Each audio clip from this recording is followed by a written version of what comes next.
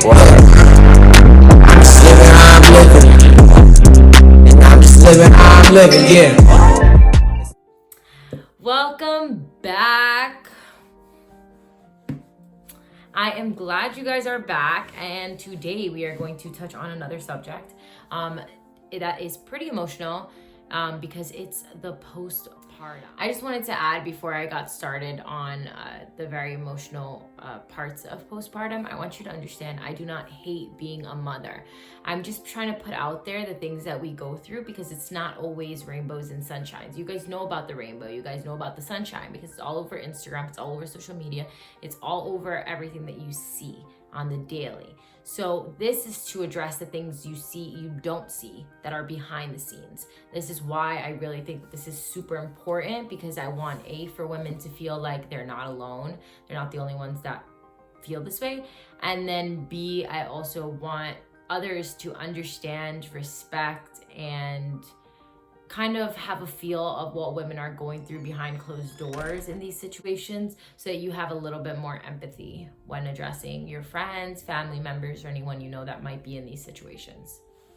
Okay, so I got asked a question and it kind of hit a soft spot for me because I never really thought about it as much, but I got asked like what was my fear, like being pregnant. And like, I guess normally people would say like their fear is like giving birth and their fear is like dying or whatever. But like my fear was that I wouldn't connect with my babies. I feared that they wouldn't like love me. Like, I don't know why I felt that way, but I felt like they wouldn't connect with me. And I think that I partially felt that way because I never wanted to be a mom. Like that was just never something that I thought of, never something that I had in like my future. So I feel like that just kind of weighed down on me a little, because I'm like, well, now you're facing that. So everything you've thrown into the universe, like, is it gonna come back to me? Like, are my kids gonna feel it? Am I gonna be a good mom? I know they tell you that your mama instincts kick in. Are they gonna kick in for me? Like, there were so many fears that were going into that situation while I was pregnant. So after I gave birth, which is what you guys heard in the previous video, I was expecting this instant connection with my babies. I was expecting it to come out and then that's it. Just be like the most amazing experience of my life. And that wasn't the case. And at first I was like, well, I can't tell anyone this because then they're gonna think like maybe I have like some attachment issues or some type of issue. So I kept it to myself. And then I was hanging out with my girls and I realized that it's normal. Like that you listen to other moms' stories and you're like, oh my goodness, I'm gonna connect right away. And then you don't have that immediate connection with your baby and you're like, there's something wrong with me.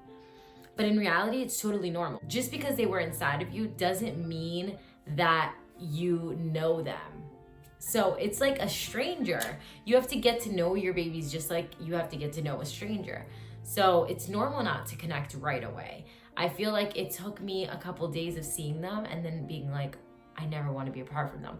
And then being home on maternity leave, I'm like more attached to them and I want to be around them all the time. So I feel like with time you can connect with your baby, but never feel like you're a bad person for not connecting like instantly with your baby. So while we were in the hospital, we found out that the second baby, Zaire, he had low blood sugar. My understanding, this is normal, especially for twins, because there's always one that's just a little bit smaller. And with low blood sugar, they have to eat. And usually it's some type of formula that, contains some sugar just to help them balance it out. Zaire hated formula. So it took a couple days. We thought we were taking him home when we left. So we stayed one extra day and then it turned out we couldn't take him home. And he was only in there for like 6 days, guys. But I felt like he was in there for a year. Like, it still hurts me even thinking about it. Like, I feared taking my kid to the doctor because I was afraid they were going to be like, there's something wrong, we have to take him back to the NICU. And like that to me was like so hard.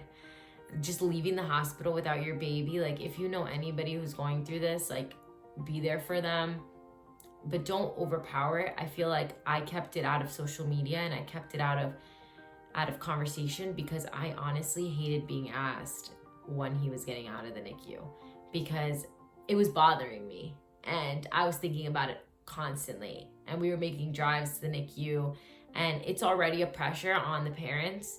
So I don't know if I'm speaking for other parents that have had kids in the NICU, like just kind of let them breathe a little. It's nice to ask them if the baby's okay and all of that, but they're already stressed out and they're already feeling that. And sometimes they don't have the answers. So it's kind of frustrating because we have to try to answer when we don't quite even know the answer ourselves. I feel like at times they try to give you positive feedback and they're like, yeah, he'll be home like in 2 days. And then 2 days pass and they're like, you know, we're gonna keep him like 1 more day. And then he has to get circumcised. And then you have to last another 24 hours after the circumcision to make sure everything's okay. So it prolonged it day by day. And it almost felt like pressure when people were asking me, where's the baby? When does he get out of the NICU? Like, how is he? Like, it was too much. So that was really tough. And I can't imagine people who have to deal with that for like 100 days, 200 days, 300 days. I feel for every single one of you that went through that. And I'm so, like, I have so much compassion for people that go through that because that is so hard to leave your baby every day and only be there for, you know, however long because you still have like other things. And Tyler went back to work and, you know, we would only drive there for a couple of hours.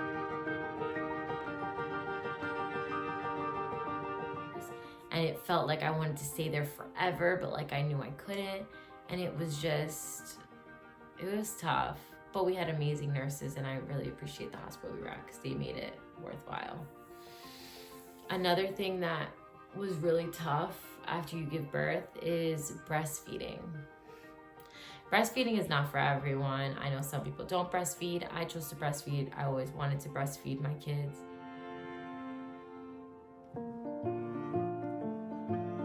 And it is hard. It hurts at the beginning. It's very painful. You feel like you might not be doing it right. You don't know how much your baby's eating. You have to eat so much yourself and take care of yourself because you can become anemic, you can faint, you can have all these things because they're just like sucking the life out of you through your breast, basically. Like being super morbid, but it's true. Like they are taking a lot of your vitamins and all of that. So you really need to be on top of your stuff, which is something I'm very poor at. And it's hard, especially when your breasts get engorged.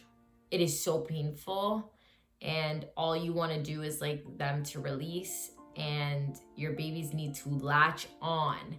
That is very hard. Your baby's latching on is very difficult. I couldn't get, Zaire would latch on with no problem. He didn't like breast milk, but he didn't like formula, but he loved breast milk and he used to latch on, no problem. Xavier would give me a problem latching on. So I started using a nipple shield because it was easier and he was actually getting fed that way. And so I used the nipple shield and for a little while, I couldn't get them off of the nipple shield. The nipple shield is like a silicone, like it looks like a nipple. You put it right on your nipple because my nipple was pretty flat and the babies like to feel the nipple in their mouths. So that worked for a little while. And then I one day forgot the nipple shield and I was like, well, if you guys are hungry, you're gonna have to eat.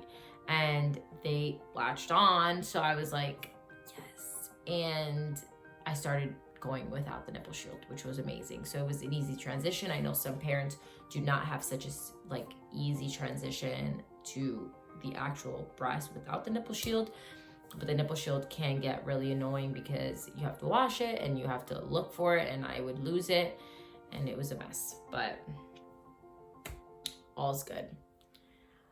Another huge topic that I want you guys to understand about postpartum is we're trying to get into, not only with our babies, not only with our significant other, not only with our family, but like our body.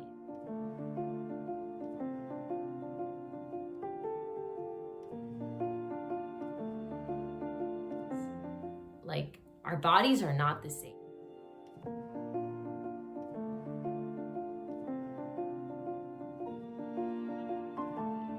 Okay? You're different. You're different down there, you're different up here, you're just different. And you have to learn to love yourself again. And you have to learn to appreciate what just happened. Like, you just gave birth to another human being, which is bizarre. But you also have to understand that just because you tell her she looks great doesn't mean that she feels great. And definitely tell her she looks great. But don't be surprised if she still doesn't feel that way herself. And don't get mad at her for feeling that way, because you have to get that she's gone through so many changes. And I feel like I'm still starting to love myself again and love my body again. And for me, like, I want to work out. I want to get more toned. I want to get back to my old self, I used to say. But now I've realized I don't want to get back to my old self. I want to be like my new self.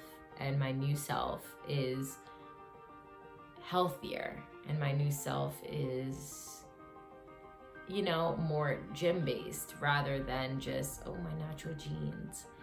So that's very important to understand, that going through something and being in your new body is sometimes so hard and sometimes very damaging.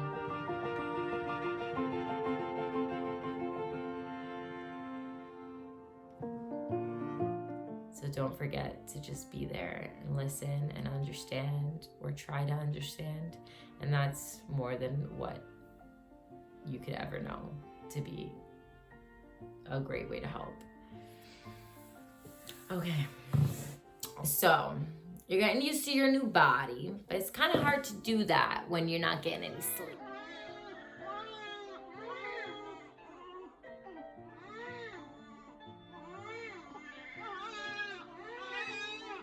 Okay, so at the beginning, they're not getting sleep, but they're trying to get to know their kid. So at the beginning, you don't know certain cries. You don't understand that you could leave them down for a little while. You're nervous. It's your first kid, let's say. And so there's a lot that goes through your mind. And you're not getting any sleep. So on top of everything else, you're not getting any sleep. So it's hard. It gets really hard. And there's nights where you want to cry, especially when you're starting to breastfeed and you're not getting any sleep and it's hurting and your nipples are scabbing and it just burns at the beginning and you're miserable and you're not sleeping. You want to cry. You will cry, probably. I cried. So it's tough. It's really tough. But I guarantee that it gets easier, and that the boobs start to feel like natural, like it's something so easy. Like, you just whoop them out, put them on, put them down, like it's good.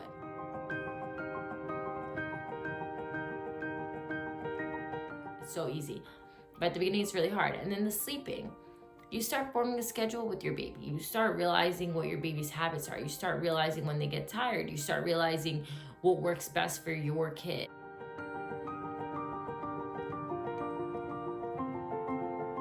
So you need to figure that out with time. So don't always feel so forced to, have a sleeping baby. Some people are blessed with sleeping babies that right off the bat, they're always sleeping. Some people are not. So just accept and understand. I always tell myself it's not the baby's fault. They don't want to be like this. They're not doing it on purpose. And they usually want something or just want you and a cuddle.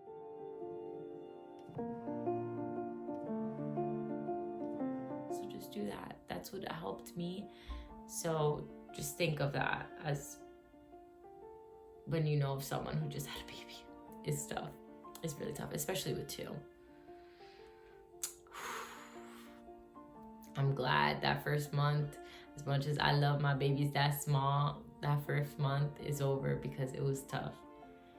Okay, so staying home. I thought maternity leave was gonna be like absolutely amazing because I was not working, I was chilling with my babies, all of that. But maternity leave is actually like a little depressing. You're at home all day. All day. You really don't have any other human contact because everybody has jobs or school or whatever else they do with their lives.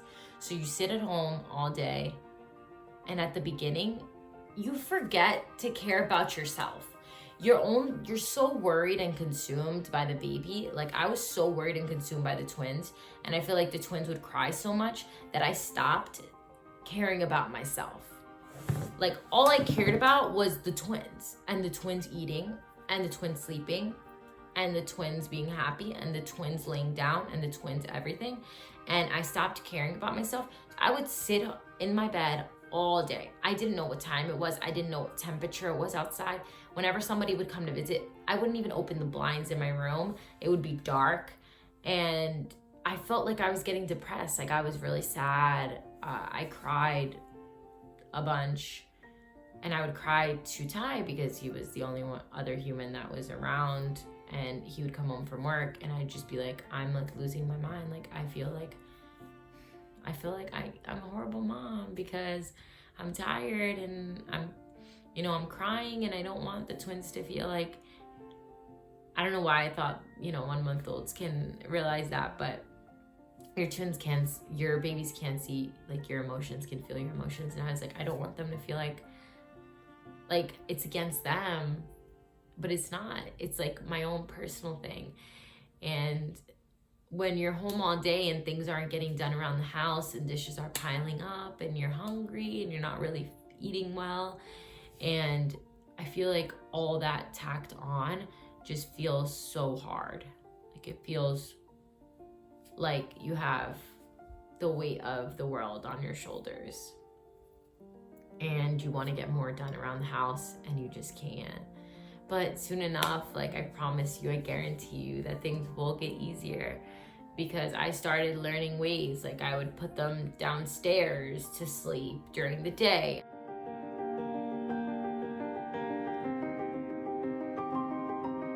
I would change rooms so that I felt like I got a different atmosphere. I would open the windows in the house. I would put them in their different toys so that they saw different parts of the house, and they would also get a different environment, and I can get things done. And that made me feel so good. Like, when I would get something accomplished in the house, it could be the tiniest thing, I felt so good about myself. And I started going out once a week with my girls.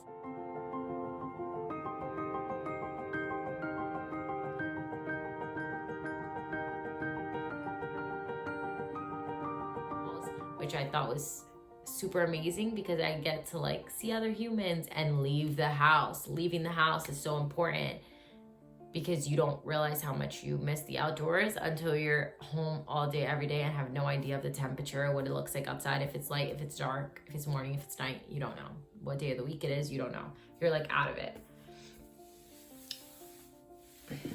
The last thing I want to talk about, the second to last thing actually, is if you have a friend that's a mom, please don't like forget about her.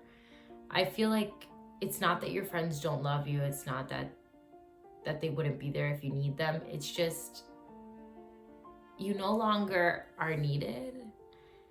And I feel like I felt that way. I feel like I felt very detached from my friends, because when I, didn't have a baby and I was like living in the city, I felt like I was always texted, want to go out, want to do this, want to get drinks. And then you get pregnant, and then you have babies, and everybody kind of forgets about you. Well, you feel like everybody forgets about you, because they know that you can't just up and leave every day and go for drinks every night and hang out. But it's not like you can never do it. It's just you can't do it all the time. But it's nice every once in a while to get a hello. How are you doing? How are you? Let me go visit you. Like, I have a free hour. Let me go see the babies. Let me go see you. is so important because you feel so detached from the world. When I was pregnant, I had a FOMO because I wanted to go out and I wanted to drink and I wanted to do all that and I couldn't. But once I had the babies, like, it's not that I want to go out. I just want to be like appreciated. Like, I just want to feel like, hello, like I exist. I'm still Chantel. I'm not any different. It's just I'm a mom now, but that doesn't make me an alien.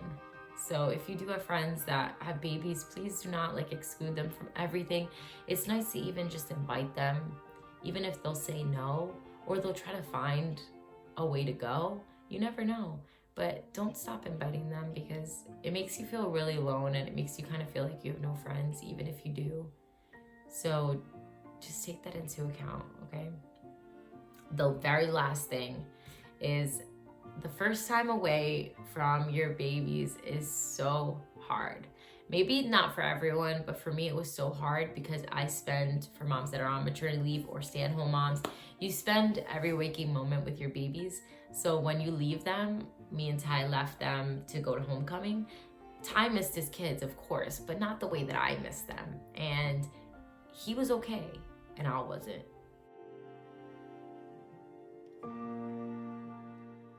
I missed my babies. I wanted to cry. I wanted to go visit them. I wanted everything, but I did make it through.